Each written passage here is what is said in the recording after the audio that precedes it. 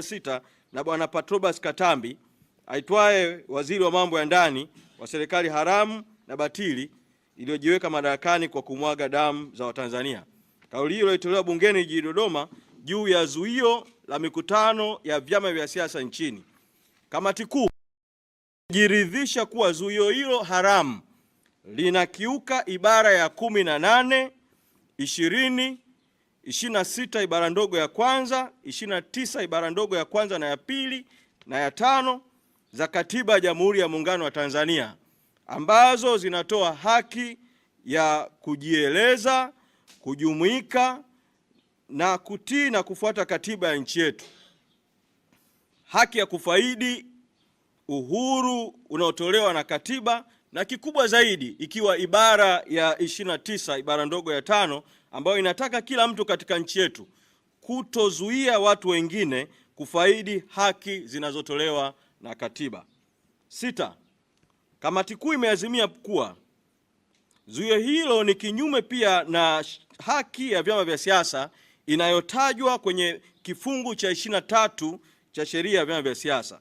Vile vile, kamati kuu inasisitiza kuwa si waziri wa mambo ya ndani au waziri mkuu mwenye mamlaka yoyote ya kikatiba na kisheria ya kuamuru mkuu wa jeshi la polisi kuhusiana na kuzuia mikutano ya vyama vya siasa.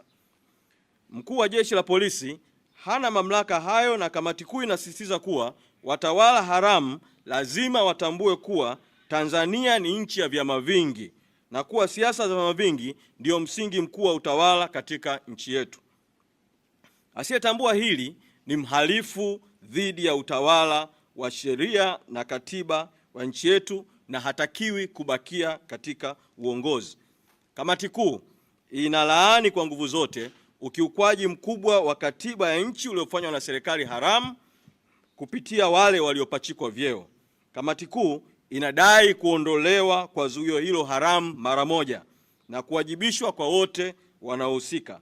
Aidha, kamati kuu pamoja na kulaani zuio hiyo inaunga mkono jitihada za kisheria zilizofanywa na zinazokusudiwa kuchukuliwa na wadau wengine wa haki na utawala wa sheria nchini dhidi ya zuio hiyo haramu.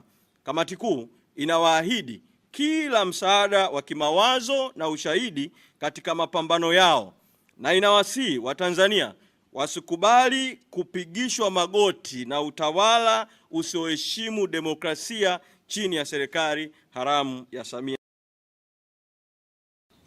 Kamati kuu imepitia bajeti ya nchi kwa mwaka wa fedha 2026-2027 na kuona bajeti hiyo ni ya uongo na haiakisi changamoto za kimaisha moja la kumtopesha Mtanzania katika lindi la umaskini. Bajeti hiyo imetengenezwa kwa misingi yenye mbwembwe ambazo hazina lengo la kumkwamua mwananchi wa kawaida kutoka katika hali yake mbaya ya kimaisha. Bajeti hiyo hailengi kukuza nguvu ya ununuzi, purchasing power ya Mtanzania, wala kupunguza gharama na ugumu wa maisha kwa wananchi.